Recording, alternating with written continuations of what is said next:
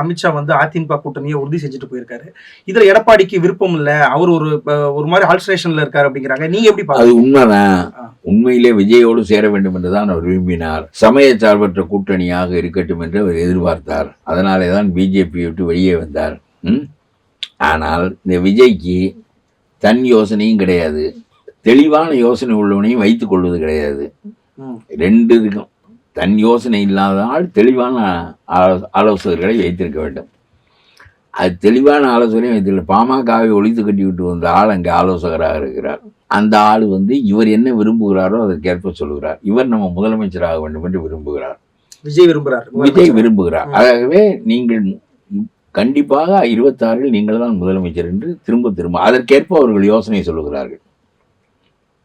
இல்லாவிட்டாலும் அந்த ஆள் ஆராய்ந்து பார்த்து யோசனை சொல்ல தெரிந்த ஆள் இல்லை. பாமகவை ஒழித்து விட்டு வந்த ஆள் என்ன